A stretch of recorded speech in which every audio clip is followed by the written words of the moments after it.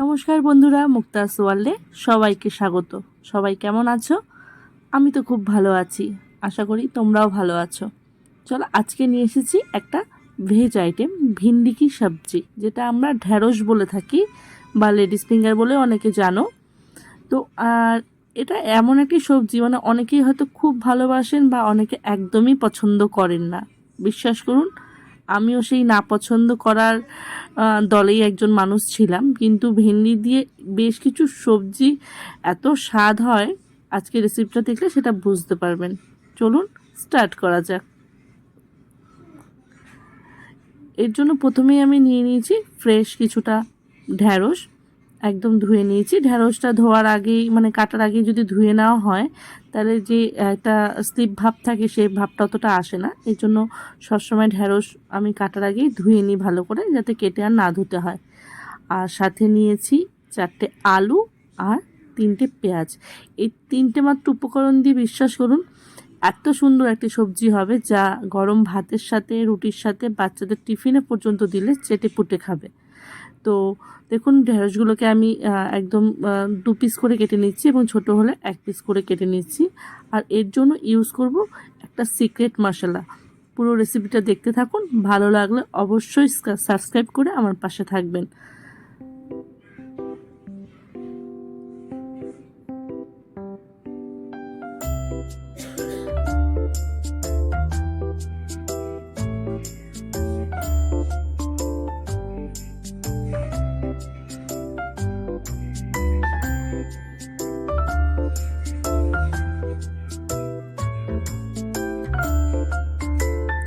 ঢেঁড়সগুলো কেটে নিয়েছি, আর এখানে আলুগুলোকে ফিঙ্গার চিপস যেরকম হয় না, ফ্রেঞ্চ ফ্রাই, সেই ফ্রেঞ্চ ফ্রাইসের মতো করে সরু সরু লম্বা লম্বা করে কেটে নেব।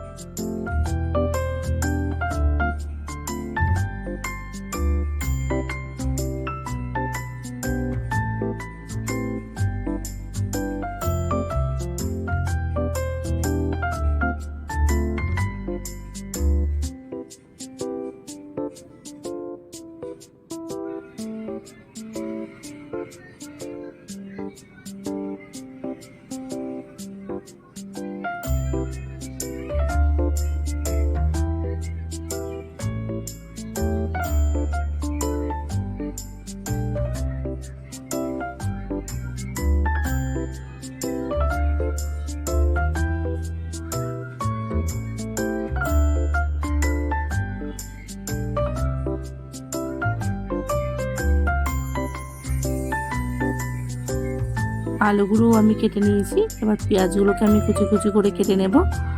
এখানে আমি কাঁচা লঙ্কা ইউজ করিনি, আপনারা চাইলে কাঁচা লঙ্কা ইউজ করতে পারেন, কাঁচা লঙ্কা চিড়ে দিতে পারেন। আমি এখানে শুকনো লঙ্কা ইউজ করব, তাই কাঁচা লঙ্কা দিইনি।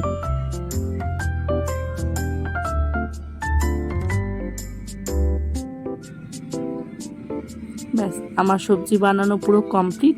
আর সবজি বানানোর সাথে সাথে জায়গাটা একটু চট করে পরিষ্কার করে নিই। ততক্ষণ একটু ওয়েট করতে হবে সবাইকে, 2 মিনিটের ব্যাপার। এটা আমি সবজি কাটার পর জায়গাটা পরিষ্কার না করলে বেশ কেমন একটা আনইজি ফিল হয়, জায়গাটা ছড়িয়ে ছড়িয়ে থাকে। এই জন্য আমি কেটে একবারে গুছিয়ে নিয়ে রান্না করতে ভালোবাসি। তো হয়ে গেল আমার জায়গা। চলো এবার রান্নাটা দেখা যাক।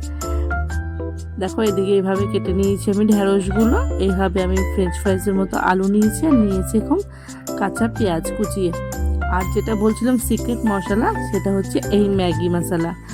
একটা অ্যাড দিত বেশ কিছুদিন আগে বা কিছু বছর আগে, সম্ভবত তখন আমার বিয়ে হয়নি বা বিয়ের প্রথম প্রথম, যে ম্যাগি মশলা দিয়ে বেগুন ভর্তা, ঢেঁড়সের তরকারি দারুণ লাগে, জাস্ট জমে যাবে। তো এই একটা দেখে আমি মনে মনে ভাবতাম, ধুর কি বলে, ঢেঁড়সের তরকারি আবার ম্যাগি মশলা, মানে যা তা একদম। মানে ব্যাপারটা এখন পুরো উল্টে গেছে এবং আমার উপর এতটা অ্যাপ্লাই হয়েছে। এবার এই ম্যাগি মশলা দিয়ে ঢেঁড়সের তরকারি সত্যি এত অপূর্ব হয় আমি জানতাম না। তো এদিকে আমার দেখো নুনটাও একটুখানি শেষ হয়ে গেছে। এটা একটা দেখো, এটা আমরা সন্দক লবণ ইউজ করি রান্নায়, যাতে প্রেশার হাই, কোলেস্ট্রল হাই, তারা এই নুনটা ইউজ করতে পারো। আমাদের ডক্টর এটাই আমাদের বলেছে যে এই নুনটাই যেন খেতে, কাটা নুন বা কোনো আয়রনযুক্ত নুন না খেতে। তো এদিকে দেখো, কড়াইতে গরম করে আমি আলুগুলো দিয়ে দিয়েছি, সঙ্গে একটু নুন হলুদ দিয়ে আলুগুলোকে ভালো করে একদম যাতে সেদ্ধ হয়ে যায় সেভাবে ফ্রাই করে তুলে নেব। বেশিক্ষণ লাগে না তরকারিটা হতে। আর রুটির সাথে সত্যি রাতেরবেলা জমে যায় এক ঘেয়ে আলুর তরকারি, আলু ভাজা, মানে একদম ভালো লাগে না। কিছু একটু স্বাদ পরিবর্তন করার জন্য এই রকমের মানে চটকদার একদম মুখরোচক একটা তরকারি হলে বেশ মন্দ হয় না। অনেকে রাতে চিন্তার ভাঁজ থাকে যে রাতে রুটির সাথে কি তরকারি দেবো, তাদেরকে বলবো অবশ্যই এই তরকারিটা একবার ট্রাই করে বাড়ির লোককে দিতে। অবশ্যই প্রশংসায় ভরিয়ে দেবে সবাই যে কি তরকারি খাওয়ালে বলে। দেখো এদিকে আমার আলু ভাজাটা হয়ে গেছে, আলু ভাজাটা আমি তুলে নিয়েছি। আর সেই তেলেই আমি দিয়ে দেবো ঢেঁড়সগুলোকে একটু হাই ফ্লেমে ভাজতে হবে, কেন লো ফ্লেমে দিলে না যে একটা লোদা লোদা ভাব থাকে সেই ভাবটা বেশি হয়ে যায়, হাই ফ্লেমে দিলে সেই লোদা লোদা ভাবটা টেনে যায়। তো আমি নুন হলুদ দিয়ে ঢেঁড়সটাকে একটু ভেজে নেব, বেশি লাল করব না, একটু কড়া আছে 2 থেকে 5 মিনিট একটুখানি নাড়াচাড়া করে নেব।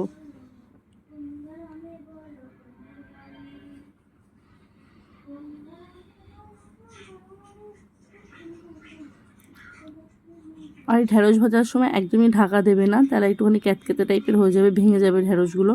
এই তরকারিটা ঢেঁড়সগুলো পুরো যেটা প্রথমেই দেখালাম একদম গোটা গোটা থাকবে। এর মধ্যে দেখো এরকম অবস্থা ঢেঁড়সটা একটু ভাজা হয়েছে, সেই অবস্থায় আমি পেঁয়াজগুলো দিয়ে দিলাম। পেঁয়াজগুলো দিয়ে একটু নাড়াচাড়া করে নিয়ে, পেঁয়াজটাও আমি লাল করে ভাজবো না, একটু মুখে পড়বে পেঁয়াজটা, তাহলে ভালো লাগবে। এবার আমি একে একে মশলাগুলো দিয়ে দেবো।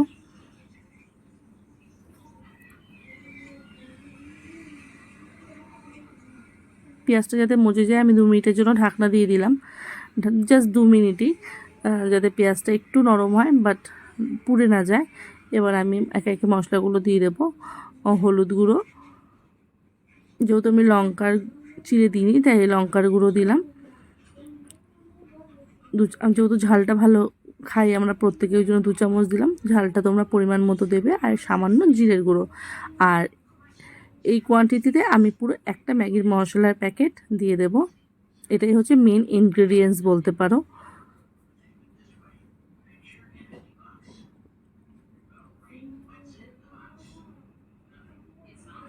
এবার দিয়ে ভালো করে নাড়াচাড়া করে একটু কষিয়ে নেব। এক হাতে মোবাইল নিয়ে রান্না করাটা একটু চাপের হয়ে যায়।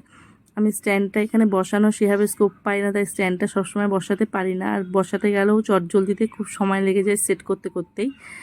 তো আমি এদিকে মোবাইলে আলোটাকে ওই জন্য ধরিয়ে নিলাম, যে একটু কেমন যেন ডার্কনেস বেশি লাগছিলো। এবার দেখো মশলাটা একটু কষিয়ে 2 থেকে 5 মিনিট কষিয়ে আমি ভাজা আলুগুলো দিয়ে একটু নাড়াচাড়া করে, বেশি জল দেব না, একদম অল্প জল দেব, যেহেতু ঢেঁড়সটাও আমার ভাজা এবং আলুটাও ভাজা রয়েছে, তাই যাতে হালকা একটু সেদ্ধ হয় সেই পরিমাণ, যে বাটিতে আলুটা তুলে রেখেছিলাম যে তেলটা ছিল সেই জলটা ধুয়ে আমি দিয়ে একটু ঢাকা দিয়ে নাড়াচাড়া করে নেব।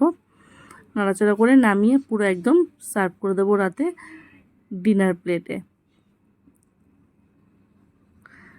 এদিকে দেখো আমার রান্না হয়ে গেছে আর ডিনার প্লেট সাজাতেও চলে এসেছি। রাত অনেকটাই হলো। রুটি সাথে এরকম ঢেঁড়স আলুর তরকারি, যেটা সত্যি খুব স্বাদে অতুলনীয়। একবার ট্রাই করে সবাইকে দেখতে বলবো। আর সাথে দেব আমার আগের দিন করা চিকেন, আর শেষ পাতে আম না হলে জমে না। তো আমি এদিকে ডিনার প্লেট সাজাতে সাজাতে তোমরা চটপট করে ভিডিওটা লাইক এবং সাবস্ক্রাইব করে দাও। আর পরবর্তীতে আরও ভালো ভালো ভিডিও পেতে হলে আমার পাশে থেকো।